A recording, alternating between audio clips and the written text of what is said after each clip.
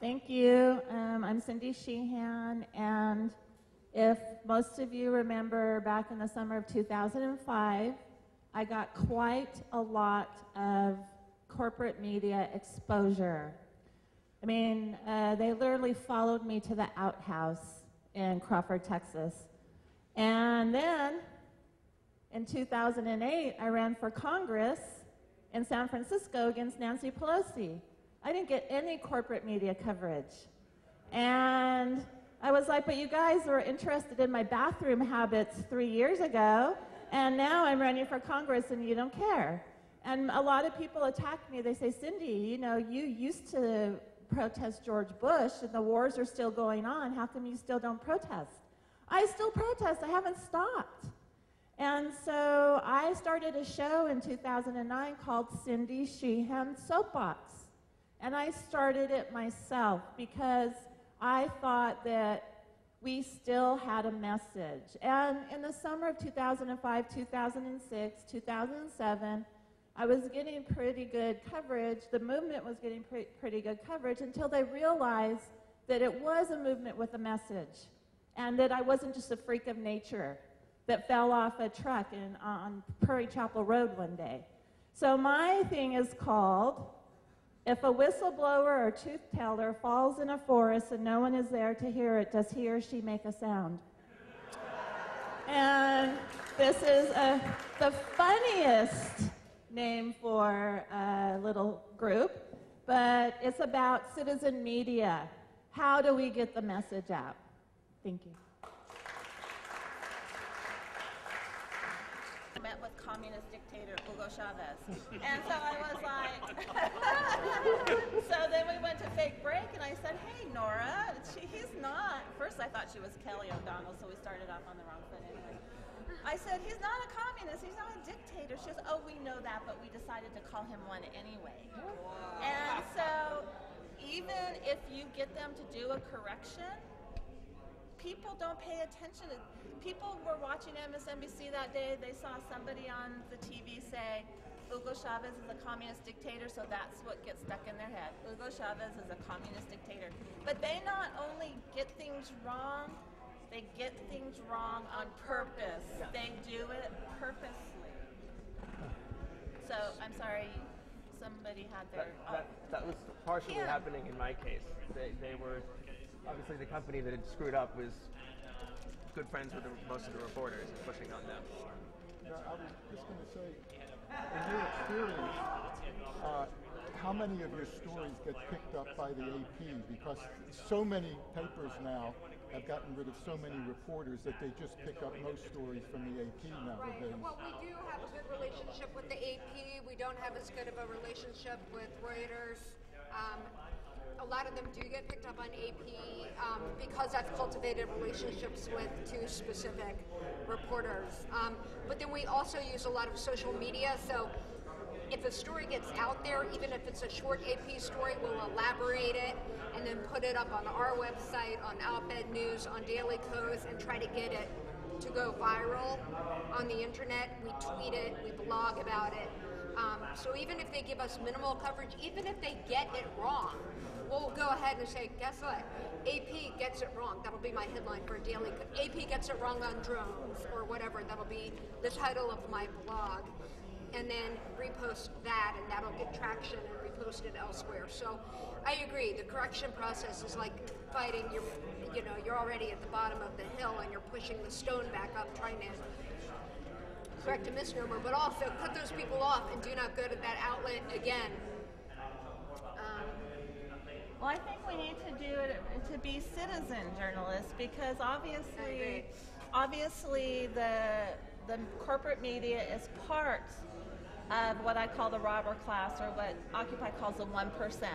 You know, they're the support structure, they're the propaganda tool of the 1%, of the Pentagon, of the military-industrial complex. They're their propaganda arm.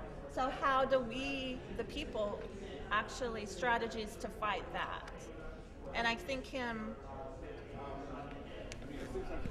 there are a number of actions that we take. Citizen journalism, citizen media is one of them.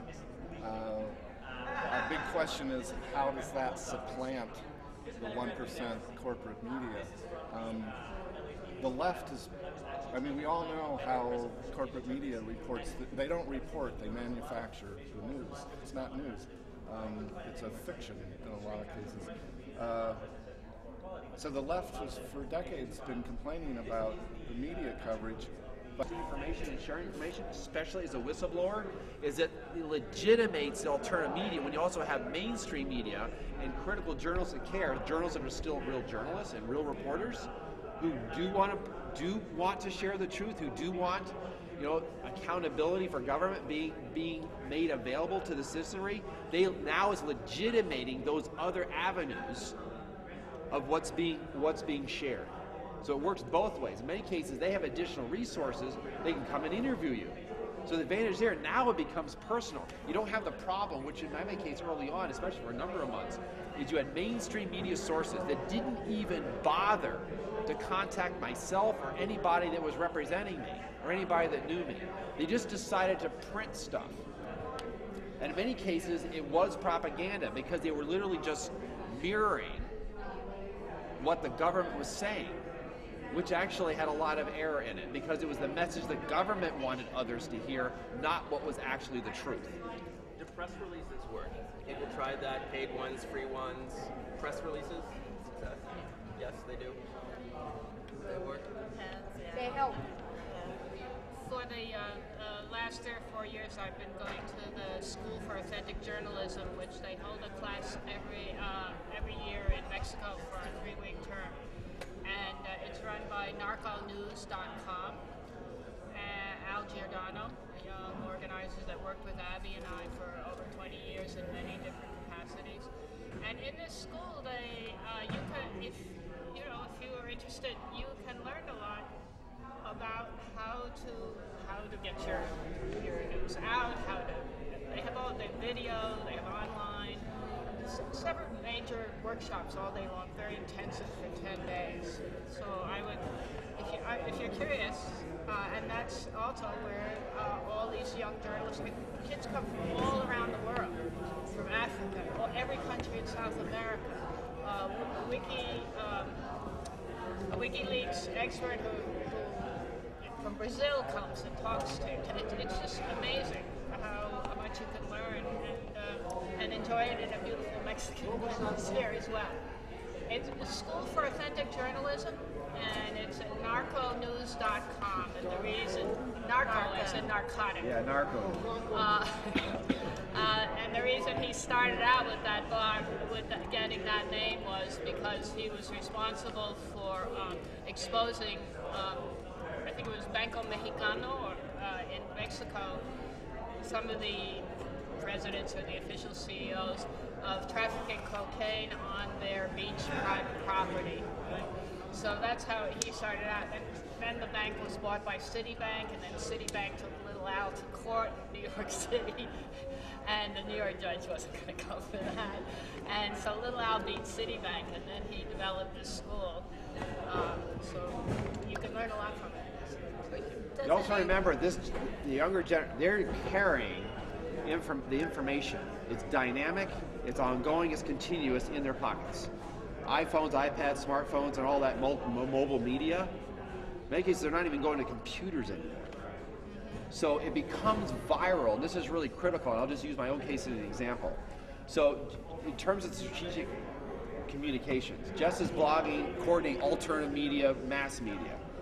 This is getting out there. Now, there's all the other avenues like the tweets, Facebook, those feeds.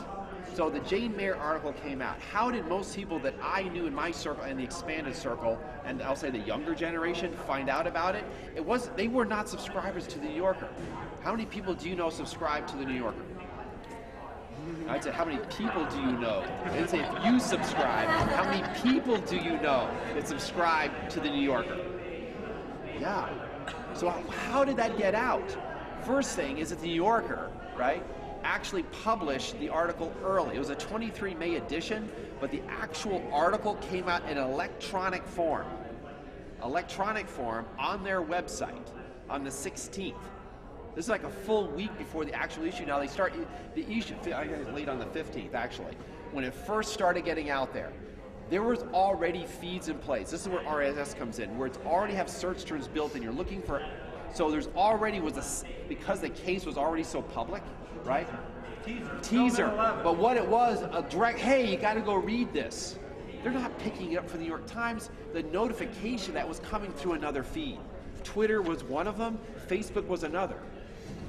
So those feeds go out, then you're linking, and then what happens? Oh, you got to see this. Well, remember, they're part of another set of their own tweet, okay, when they're tweeting out. So they're notifying others about what they're interested in and what they're tweeting on, both coming and going. So when we use Facebook, we're not citizen reporters, we're citizen pimps. Because basically, I have 500 friends. I run about 10 to 15 articles every day. I lose people, I gain people purely because I'm a pain in the ass. However, I always get 5 to 10 shares on the articles that I put out. So the shares are the key because then we're all pushing each other's blogs, each other's news, and getting that out. And it's legitimate because remember, the share itself has its own legitimacy. It's also coming from someone that they actually like or trust or are following. This is not someone they don't know, and whether you just delete it or just ignore it. Right. But you know, when I'm sort of listening to all of this and this like, oh, you grab it on the instant news, but that's antithetical to sitting back and really saying, well, is this really true? Being skeptical. So there's kind of a dilemma there, I'm thinking. It's still, remember, at the individual level, it's still happening to this day.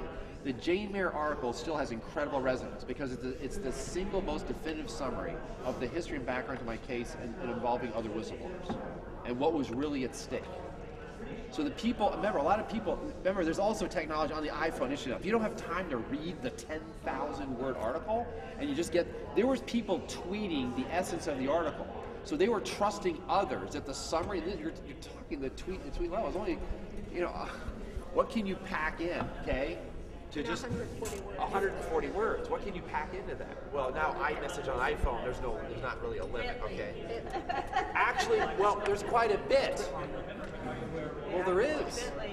But for people that want to actually read it, they still have the opportunity to go read it. So there is a technology where you add it to your reading list. That reading list can be set up even with reminders. Like, oh yeah, you remember that thing you were supposed to read to find out more about what you really wanted to know?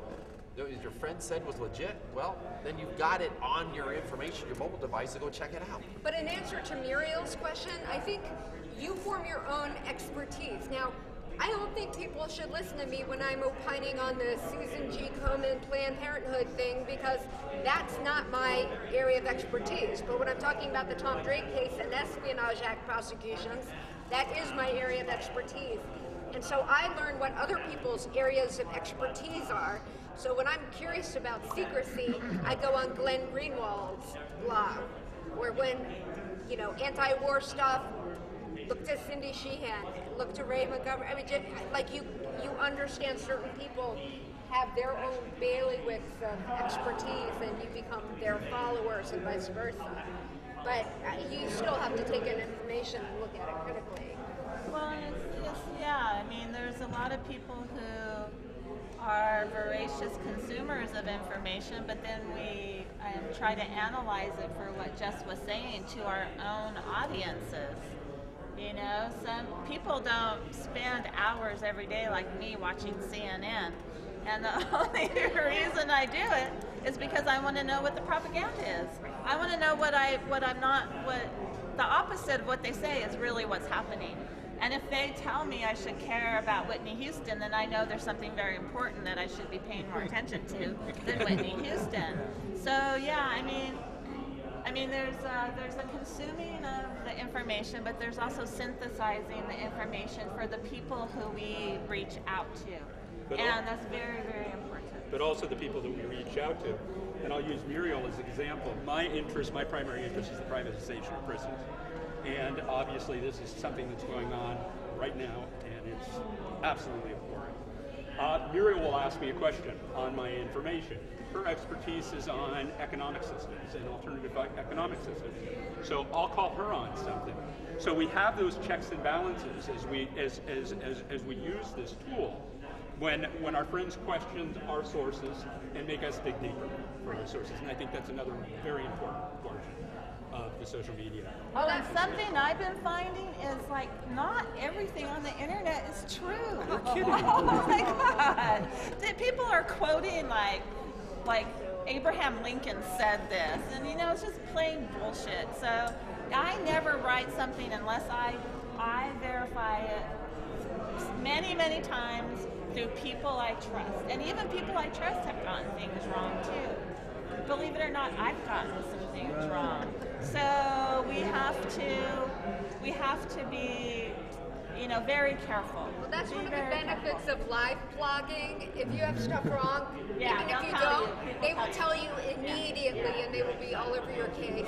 And even if you don't have it wrong, there will be people who are trolls who just are, I'm sure, must work for the government, and other people who just are naysayers and get on there and kind of contest everything you say. The cranky, person in Boca, like my grandfather. Very quickly about the radio, I have a producer, I have an engineer, and things like that. So my radio show does cost the minimum amount, but if anybody wants to have a radio show, you go to Blogspot Radio, right? And that's, I think, just essentially free. You need a computer and some very basic equipment, I think, if you want to have your own radio show, Blogspot Radio, right? So, if you feel like you have like you want to have a show on privatization of prisons or something like that, it's a way to also get on your own soapbox and have your own soapbox. Something I found, I rely on Wikipedia, as I suppose everybody does, because the first thing that comes up. And yet I know, I see it every day, and yet I know there's a lot of errors. And how do I know it? Because I look at my... yeah, exactly. And as my understanding is, that often people who are written about cannot correct their own Wikipedia thing. So when I read that I got a BS, which has been there for a long time, BS from Harvard, I didn't even think Harvard gave BS degrees. They're full of BS. You know what? Okay, technically you can't, but you can have your son or someone else who works on Wikipedia go in and fix that. I think people like us, we write just write straight to Wikipedia and say this is wrong, and they'll change it for you. I write, there's like a contact, and I write straight to Wikipedia, and they change it for me. Mm-hmm. Yeah, they'll change it. Yeah. Of course, I've been introduced very often as having been first in my class in basic school in Marines. I don't know where that came from, nowhere. And, I always say, you got my Wikipedia Wikipedia at all. It was me. It was me. You put that I thought you were in your own class. Dan, I thought you were in your own class. Signing books, and one of my old classmates comes up to me and says, Lieutenant Gio Caras, he says, first in the class. But I get credit for having done this.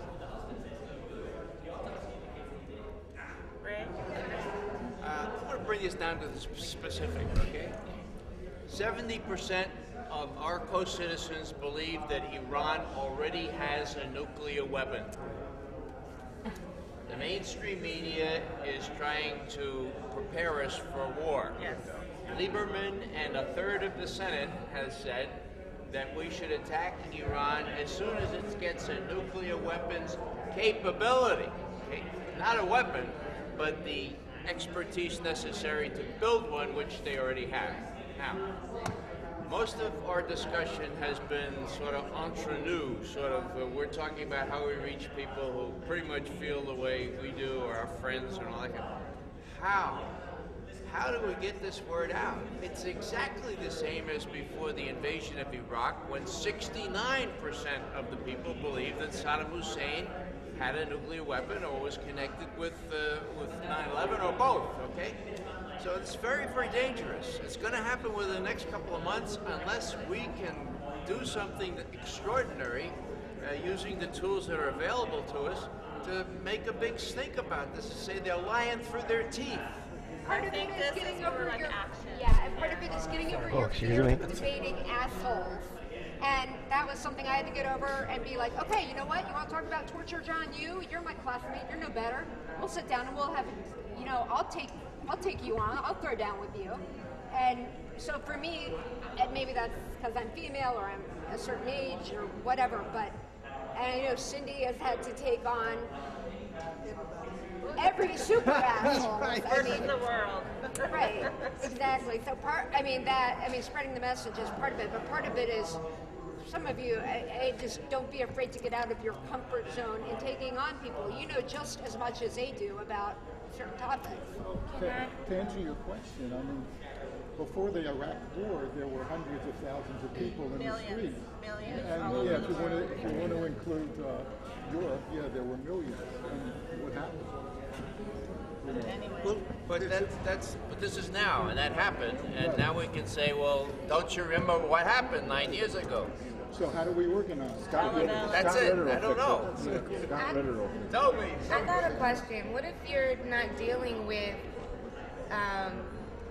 mediums or websites that are known to be or having falsified information on them? What if you're dealing with something like the Council on Foreign Relations?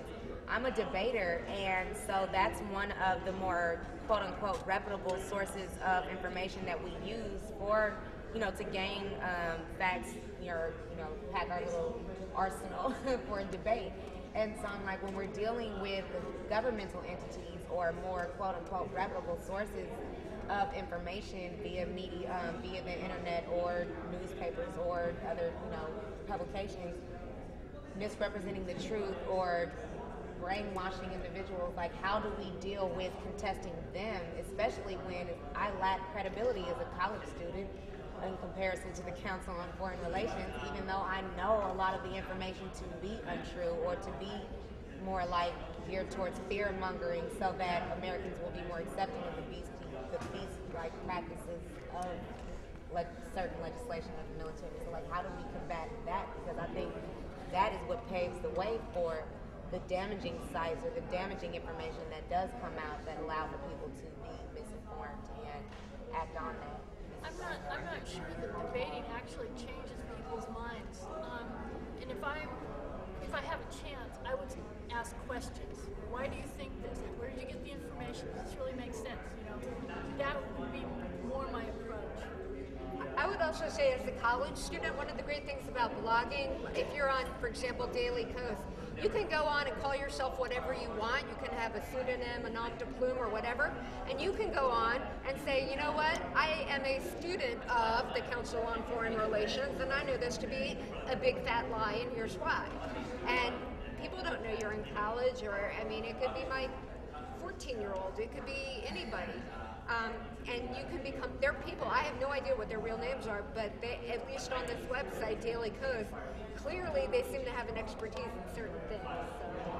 But I think Ray's question is, how do we reach outside those people that are already reading the Daily Kos, that already know the Council of Foreign Relations is just really a group of bastards, so how do we reach outside that?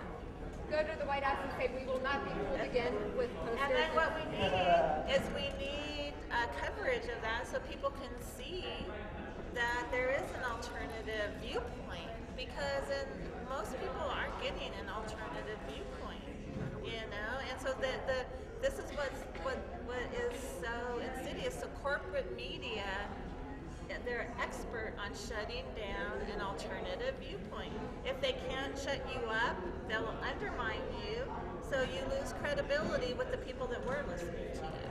Well, I think it's important to acknowledge democracy now, because that is really an alternative But media. still, those people are watching. I know. Well, Amy Goodman now is on hundreds of radio and TV stations, and she is probably the most astute and progressive journalist that we have in the country, I think. I agree.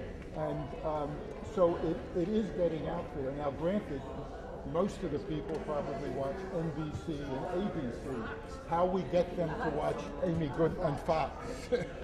How we get them to watch. You're not getting a full picture of Syria or Libya or Palestine. Well, then there's Al democracy Jazeera. now. There's Al Jazeera. But still, they've been bought out by the Bahraini establishment. So we're not. So they're very good in their niche of what they do, but they can't be our sole source, of information. So, but I think that's the fundamental question: is democracy now? We all know what democracy now is. If we went to campus, do you think how many students out of every 10 do you think would know what democracy now is? And this is in Berkeley. So the fundamental question is, how do we reach the people that we don't already reach? Amen. I'd like to take off from Ray's question for this group. Very specifically, we've been talking very generally about how we communicate. Yes, Ray's question here. What can be done? What do we do with the information? Because it is not a secret right now that we are subject to a media and governmental barrage and congressional barrage of indications that we should go to war against Iran, and that is in our prospect, that we are about to go to war with Israel. The whole question is, will they or won't they? Never would this be against would this be, and never what would we possibly do to stop it, which is very, very difficult. I'm really raising the question, I'm raising a lot. We don't know for sure whether there will be an attack on Iran by Israel. Let me give this scenario. We don't know whether the following will happen. Anybody who says this isn't a good fact, possibility, and likelihood has not been followed. The question is, how can you affect that likelihood? The possibility would be that Obama succeeds in dissuading the Israelis from provoking a war or starting a war until about September, when he might need it. This is just the possibility here. September, October. At which point we begin getting an intensification of what we've been having every week of how terroristic and how close they are to a nuclear weapon, et cetera, et cetera. And we sense, for lots of reasons, not just intuitive, an enormous barrage, as before Iraq, that an attack is very close now in September or October before the election. With the Republicans having, by the way, been pressing for this the entire time by saying, look at this weakling, he's not doing what he needs to do, we would do it, we promise you we'd do it right away, and Obama is feeling the heat on that, whether he wants to or not. And what happens then is that either the U.S. or Israel, or both, manage to provoke Iran into doing something that frees us now to go do it, like a successful assassination or an attack on one of our ships. Or Israel decides they don't want to wait any longer. They go first in a narrow way. Iran responds against Israel and Iran, against Israel and the U.S. And the U.S. then protects Israel and protects our own assets by a full-scale attack. What are the leverage points in any of there, if we see this coming, to do anything about it? I have to say, by the way, I don't know of any, and that's what I want to hear. Congress, under the circumstances I've talked about, either a provocation from Iran or an Israeli attack, which leads to Iranian retaliation, which is virtually certain. And then I would say to a U.S. response to that, I have to say is pretty damn close to certain. Nothing's absolutely certain. But a president who didn't respond to an attack on Israel would discover that the impeachment process can be truncated to about 7 days at that point. And he would feel he had to. What do we do? There's two questions. What do we do if we wake up one morning and it's just happened? What do we do? And we're living in a country that has now brought on this disaster, a disaster. And or what do we do, even more challengingly, if we see it coming with an 80% likelihood in weeks or before November? I don't know of anything we can do. Now, what do we do? Of course, go to the streets. You have to raise. Oil prices would go up, gas prices would go up, and people really want that. They're already $4 again. No, but I mean, it could be a lot more. And so, when people respond to that probability, You got to raise the strategic implications that affect people locally. You're saying we'll tell people. But No, let's you see have to people raise- get the message. They all know it. Now, What do we do under this? By the way, this is Germany in August of 1939. Not all Germans wanted to invade Poland, actually. Now, they were living under a police state, and we're not in a police state. Look at us. We can talk now. We can talk a lot more than Germans could in August of 1939, looking towards September 1st. But what could they really have done about it? They couldn't have done very much about it to stop me. Interesting. All right, we have a lot more freedom than they had then. We have the information. I'm saying now, I'm proposing we have it in September. The heat is on. Obama's been told now by all of his Republicans, and the race is close. Well, it's Romney by this time. The race is close. This guy is a wuss. He's a pussy. He's not doing what has to be done, et cetera, et cetera. And Romney may well win with that. And we can see that our leader will feel, I can win this election if I do what Romney wants me to do. That just totally disgusts me. What's But your- the thing is, Michael said we had millions of people go out with an impending invasion of Iraq. It still happened. We had a rally a couple weeks ago in San Francisco that had 200 people there. You know, if it was a McCain presidency or Bush presidency proposing an attack on Iran, would there have been a couple of thousand of people out there? So we didn't stop it with millions of people out in the streets. Are we going to stop it with thousands or hundreds? And look at just what happened with Libya. Obama didn't even consult Congress. So how could Congress have stopped it? Now somebody has proposed something to me that I'm not sure would work, but I'm up for trying anything. Like have a website. Try to get millions of people to say, you know what? The people of Iran are important to us. Peace is important to us. Obama, if you initiate or approve an Israeli attack on Iran, you lost our vote. Okay, does anyone have a connection to Lady I'm not going to Gaga? vote with him. I'm not voting for him anyway.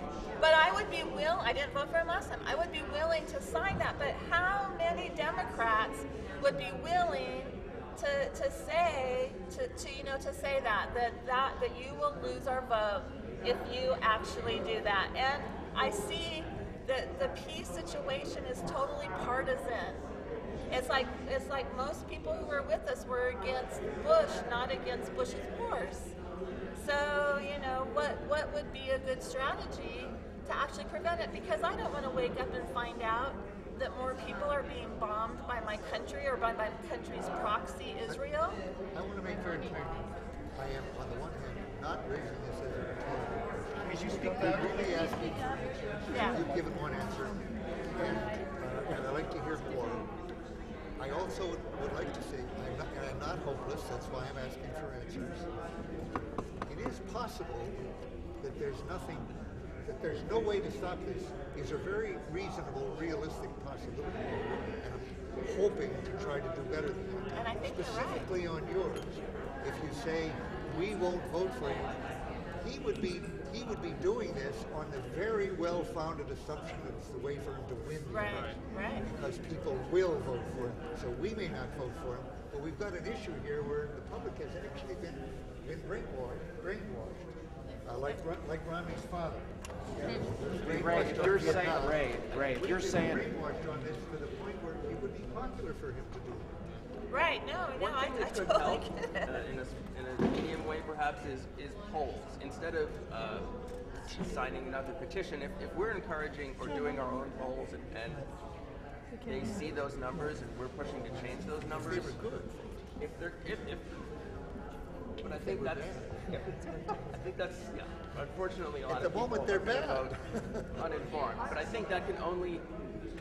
I haven't seen those. You guys, we can't hear you I over haven't seen that happen. If that does happen, at least that starts a conversation, encourages us to have conversations, encourages conversation that could bring people to understand the issue and make smart decisions. Well, in order to get the polls to change, though, you've got to get the minds to change, and you've got to somehow get people thinking like, oh shit, man, we're going to get screwed if we bomb Iran. They're going to bomb this. people are going to be coming to America. They're going to bomb us somehow. I mean, you're going to scare the friggin' bejesus out of them.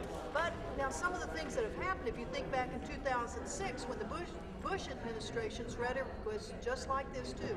You had John McCain doing bomb, bomb, bomb, bomb, bomb Iran and all that. There was a lot of street activism that went on then. We were in Congress getting thrown out of McCain's office every single day.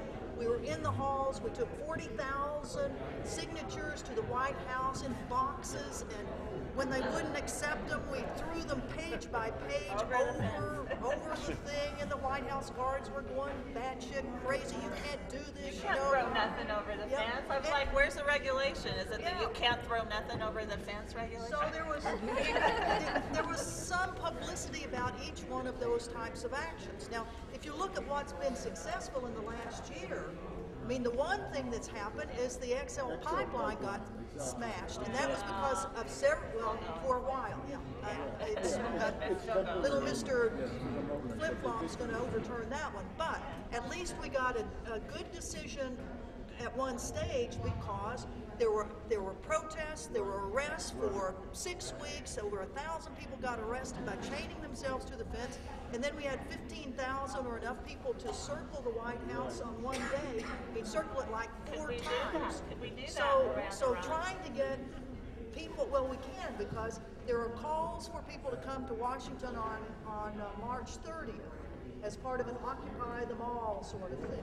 If we can get the Occupy movement to say, and most Occupies are going to send people to Washington, so here is something that's already built in, that we can encourage our Occupies to send people, we can encourage debates in our local Occupies General Assemblies. Bring up Iran, bring up the critical importance of us stopping what the administration, and I totally agree with you, is going to do. And then the other part, and Ray has been just singularly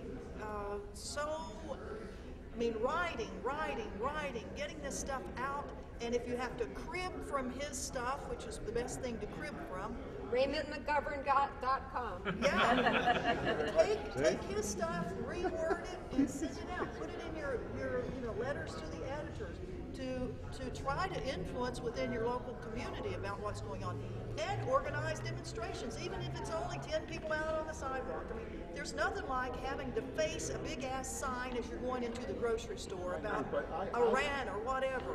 I agree with you. I think we have to take, just like you did, with Chris Hedges and all of them in the wintertime, you have to take thousands of people in front of the White House to try to affect change, just like they did with the XL pipeline, because by the time it gets to the media, it's too late. You have to have thousands of people in the streets. And I totally agree with you. Jess really hit the nail on the head when she tongue-in-cheek said, let's call Lady Gaga. In the 60s, you had your troubadours, and your troubadours got the message out. And that's what we're really lacking right now. We got Tom Morello, we have Graham Nash. If you had Lady Gaga up there we need saying, to get the troubadours. We should not go to war with Iran, we're sheep being led down the garden path again. Paris Hilton's Chihuahua has sold more books than I think all people here combined have written books. All our books put together. So, I mean, unfortunately, it may take that, but I mean, that can only help if you can get people like that to take up a cause. So, for those of you who have connections to Hollywood, use them. Connections anywhere, use them. If I were to be hopeless, it would be for this reason. At least what I'm hopeless about. I think we have to somehow find a way to influence what Netanyahu and Barack do. Now, this first glance may sound hopeless. Barack Obama or The problem is they have a trigger on our forces that I think cannot be removed because they have a trigger on what Iran will do. They can attack Iran in a way which will almost certainly evoke an Iranian reaction. And with that Iranian reaction, I don't think there's any possibility in this country of keeping whatever Obama wants to do. He might not want to do it, but that he would have to respond to an Iranian reaction. And they can cause that Iranian reaction by attacking. And how can we, so when we tell them, this has come out, you read Gareth Porter, contribution to the wars have been just in your town, your county, your state. And that's a real good way of just breaking it down. They're closing schools. Yeah. And your county sent $13 billion for the wars, but they're closing schools. So yeah, I mean, that's a real awesome way to personalize it, because most people that are not like me. They don't know somebody who's been killed. But they do have schools closing in their neighborhoods. They have services being cut. For senior citizens, for people with disabilities, for students, for school fees are going astronomically high. They cut classes. They're cutting classes, and this is affecting every single person, and not just with these kinds of cuts that you might not feel immediately, but like Muriel said, gas is pricing a lot of people out of driving. Which I think is okay, because, I think we should all cut back our driving, but it's not an option for some people. People need their cars to go to work if they have jobs, So anyway, yeah, that's a really good point about how can we transform this domestic economic terrorism that we're feeling here to what we spend on our foreign policy. I think we can frame those questions if we're talking about polls and whatnot to get the public. You should frame the question, like, do you want this or do you want this? Right. A war, do you want kids to go to school? War. Yeah. That's where it translates locally. The real impact here. That's why the strategic. Occupy movements are local, and that's precisely where we need because to that's where it lives. It's got to live where people are, and those are the strategic implications at a local level. So the action is to preclude the strategic from actually showing up in the local. That's where the translation has to be, and that's ultimately our challenge. A B-2 bomber is $2 billion. That's 40,000 teachers at $50,000 a paycheck. And I would, again, emphasize every single issue everybody has mentioned here is pretty much automatically resolved with a government that responds to the needs of the people. And I just want to remind people that earlier we talked about the millions of people that went out in the streets all over the world to protest the Iraq war before the war started, and it still happened. The difference, or at least one difference between Occupy and some of those earlier anti-war demonstrations is those demonstrations were one time only, two time, three time only. Occupy is a consistent action. It's happening every day, and all the local issues that I've ever worked on that we won because we continued our action every day for as long as it took to win those actions. It has to be consistent. Slight comment. The Vietnam protests went on for 6 long years, from 1965 until 71 or 2. Oh, I'm sorry, sweetie. Lake Merritt, the Grand Theater, at times on their marquee, they utilize that marquee to put things out. And I don't know if anybody there knows them, but those are the types of things I'd love to be a part of. Fundraising and then taking those types of business owners that are willing to take risks. And that's really what it's about. You see, everybody, I'm scared to even tag onto a blog, to being profiled through my Facebook, to not being given opportunities. And when you talk about people of color, it's already hard enough. So then you add something else to it, like I've got a voice now, and I'm really in shit deep, whatever. And you can take that for people of color, women, if it's a gender thing, a sexual preference, whatever it may be. So those are the things that I'm talking about. But money seems to dissolve a lot of those things. So if you have money, you have options, and that's the area that I'd like to get involved in. Karen wanted to say something over here, our sister. The New York Times issued an apology for its coverage in the run-up to the war in Iraq after it was too late. I'd like to hold the New York Times accountable for turning that apology into a set of commitments. And if we know that 1 million people on the street isn't enough to stop a war, maybe 100,000 letters to the New York Times trying to hold them to its apology this time could have an effect in how it covers the war. That's a good idea. I was just going to suggest there's there's a model for that, which is asking them to make changes to their style guide, which the LGBT community has done. And so the way that folks are talked about, the language, the vernacular that's used, what's capitalized and what isn't, GLAAD and other groups pushed the New York Times to shift what's in their style guide, and most of the other papers follow suit. So I don't know if you can institutionalize things that way, but you know, while you're pushing the ombudsman about the content, you could actually potentially have a lasting change if there's something that could shift in the style. Kinds of media to pressure the mainstream media to change their egregious distortions that they're going on right now. Yes. Does sound to me like having a certain amount of leverage. Very fast anecdote about, you're asking about an anecdote about just last week. I was in a lot of communication with Adam Liptak, the Supreme Court correspondent from the New York Times, because he told me he was going to do an article on the 6 prosecutions. So I thought he wanted to know about the legal aspects of it, why 6 and so forth. So I sent him a whole raft of stuff. And in the end, he didn't really use anything but one quote, because he focused not on the legal, or why is Obama doing it. He didn't go into that. But what does it mean for journalists and their sources? But he did give me one quote, which I'd written in one of the things, which was that the Kiriakou prosecution, I said, was disgusting. This is a quote. I said, because it was unaccompanied.